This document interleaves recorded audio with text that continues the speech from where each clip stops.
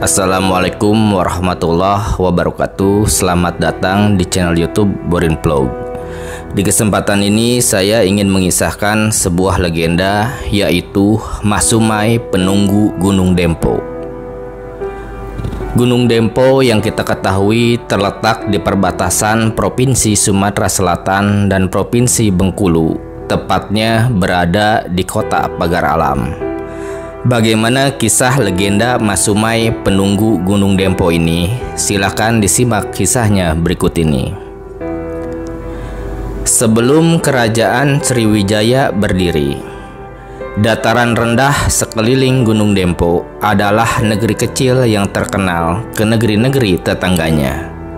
Karena tanahnya yang subur, rakyatnya hidup damai dan makmur.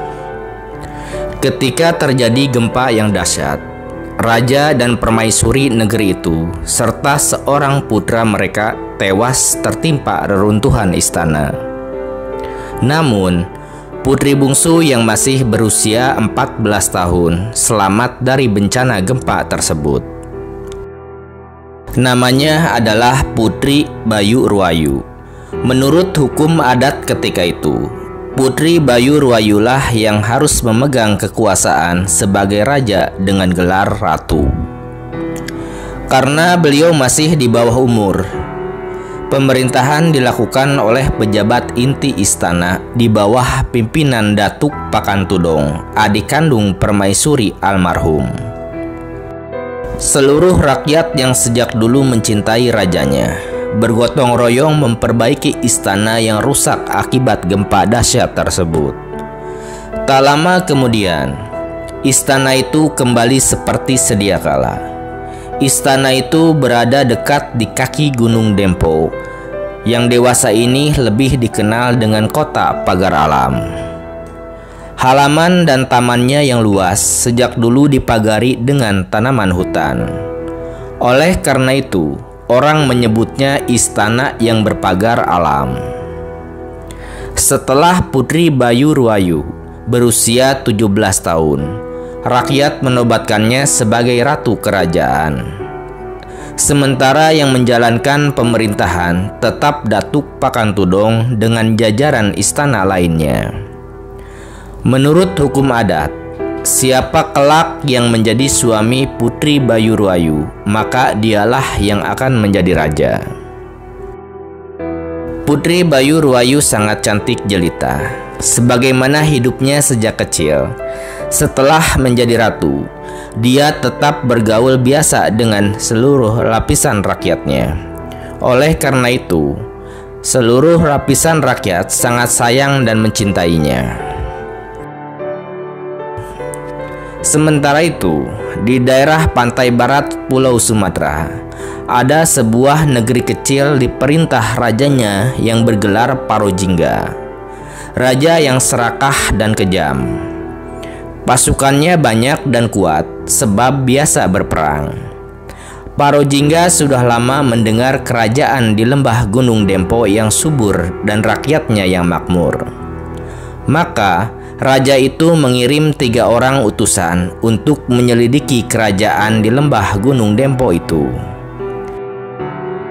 Beberapa lama kemudian, ketiganya berada di kerajaan tersebut.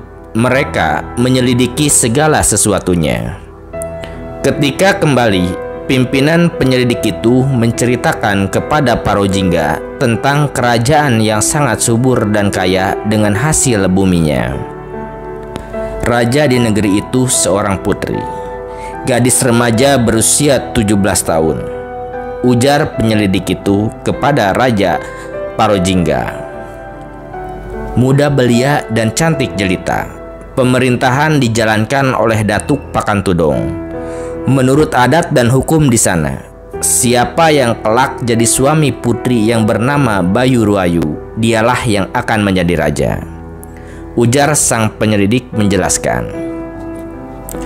Parojingga pun tertarik dan bertanya, "Putri cantik jelita, belum bersuami?" Tanya sang raja. "Belum, Paduka. Putri Bayu Ruwayu selalu bertanya kepada seluruh rakyatnya bila ada yang melamarnya. Selama ini, Setiap ada lamaran, sebagian besar rakyatnya mengatakan tidak setuju dengan yang melamar, ujar sang penyelidik menjelaskan. Parojingga pun heran dan lalu bertanya lagi. Lah, negeri apa itu? Masa raja hendak menikah lebih dulu minta persetujuan rakyat? Ujar Parojingga bertanya heran. Begitulah keadaannya tuanku, jawab pelapor itu. Itu karena putri sangat sayang pada rakyatnya dan seluruh rakyat sangat sayang dan cinta padanya, ujar sang pelapor atau penyelidik itu memberitahu. Bagaimana keadaan pasukan mereka? Tanya Parojingga. Pelapor itu pun menjawab, pasukan mereka belum pernah berperang. Untuk itu keadaan pasukan mereka lemah. Selain ingin memperluas jajahannya, Parojingga tergiur mendengar Putri Bayurwayu yang sangat cantik jelita. Oleh karena itu, kemudian diputuskannya untuk menyerang negeri tersebut. Pasukan Putri Bayurwayu yang mengetahui ada serangan Parojingga dari sebelah barat mengadakan perlawanan. Terjadilah pertempuran yang sengit. Seluruh rakyat Putri Bayurwayu sadar bahwa pasukan mereka lemah. Sementara pasukan Parojingga yang gagah sudah memasuki negeri mereka. Mereka pun berbondong-bondong ke halaman istana. Juru bicara rakyat berkata pada Putri, "Kita bukan rakyat yang gemar berperang, Paduka Ratu. Akan tetapi jika musuh menyerang, kita pantang mundur." Putri Bayurwayu yang berdiri di atas mimbar depan istana pun berkata, "Aku bangga melihat semangat seluruh rakyat. Akan tetapi aku mencintai seluruh rakyatku. Menurut hukum kita, kalau Parojingga menang, dia memaksa menikahi aku. Dialah yang akan jadi raja di sini. Aku tidak sudi bersuamikan dia, karena tak sudi rakyatku dikuasai raja yang kejam itu. Oleh karena itu, sudah kuputuskan, bila kita kalah, aku akan bunuh diri. Namun, kita tidak akan mengalah begitu saja. Coba kalian dengarkan penjelasan Mamanda Datuk Pakantudong," ujar sang putri atau Ratu Bayurwayu. Datuk Pakantudong pun tampil ke mimbar dan lalu berbicara. Pasukan Parojingga sudah memasuki negeri kita dari batas sebelah barat. Pasukan kita memang lemah dibandingkan dengan pasukan musuh biadab itu. Tetapi kita tidak akan menyerah kalah, ujar Datuk Pakantudong dengan semangat. Seluruh rakyat menerima penjelasan itu dengan tenang, tapi tetap siaga. Kemudian di istana, Datuk Pakantudong didampingi pejabat lain berkata pada Putri Bayurwayu, "Kita dalam keadaan gawat, wahai Nanda Putri. Jika Nanda Putri bunuh diri daripada jadi istri Parojingga, itu bukan satu-satunya cara yang baik. Mamanda mohon, coba panggil dulu Mas Sumai. Dia adalah kesayangan Baginda Raja almarhum sejak dulu. Hanya Nanda yang bisa memanggilnya," ujar Datuk Pakantudong memberikan solusi. Semasa hidup, Baginda Raja memang mempunyai sahabat yang sangat disayanginya bernama Mas Sumai. Mas Sumai merupakan makhluk halus tak tampak dengan mata, bisa menjelma menjadi pria bertubuh kecil setinggi pinggang orang dewasa. Mas Sumai penghuni abadi dan berdiam di hutan belantara puncak Gunung Dempo. Jika menjelma menjadi manusia, tingkah lakunya sangat lucu. Keistimewaannya antara lain adalah bisa membuat berbagai ragam suara di hutan belantara. Bisa suara burung, suara harimau, bahkan teriakan ratusan orang. Banyak pemburu yang terkecoh karena ulah dari Mas Sumai.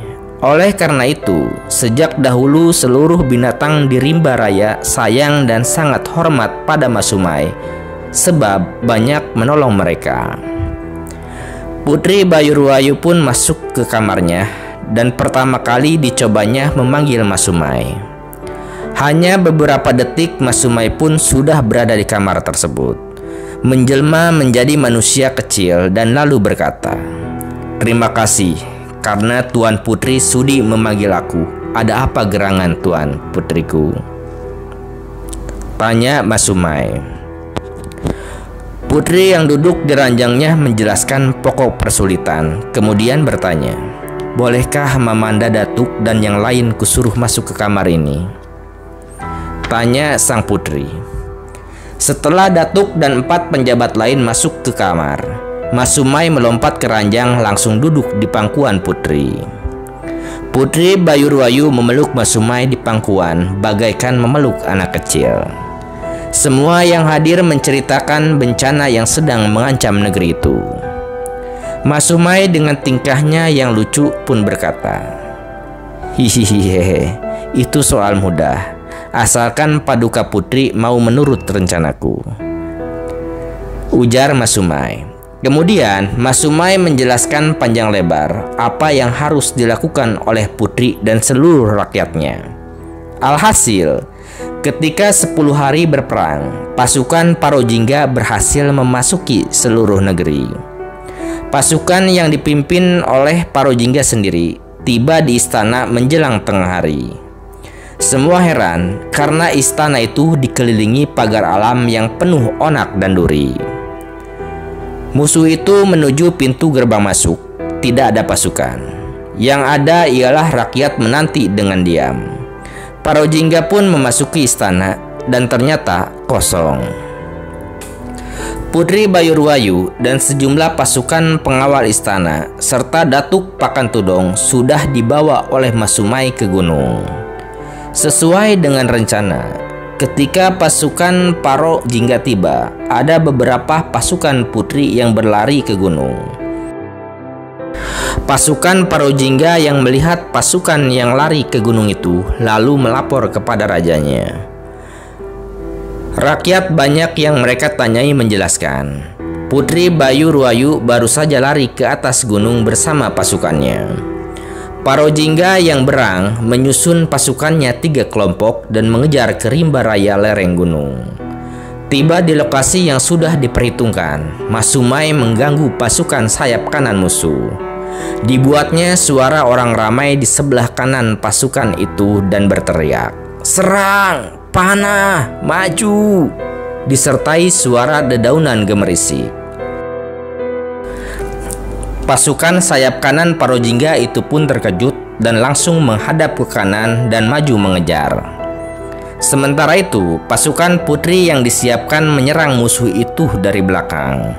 Musuh buyar dan banyak yang tewas. Kemudian Mas Sumai mengganggu pasukan sayap kiri. Sementara itu, pasukan tengah yang dipimpin langsung Parojingga terus mendaki memburu sejumlah pasukan Putri yang disengaja berlari ke atas. Menjelang petang, pasukan yang dikejar itu turun ke sebuah jurang di lereng gunung, menghilang di hutan dalam jurang. Parojingga dalam keadaan sangat letih dengan berang memandang ke jurang. Tiba-tiba Putri Bayurwayu muncul di atas sebuah batu di tepi jurang, hanya berjarak 15 meter di depannya. Parojingga pun terkejut. Putri Bayurwayu sengaja mengenakan pakaian halus yang tembus pandang. Raja musuh itu terpukau melihat kecantikan tubuh gadis belia yang dikejarnya.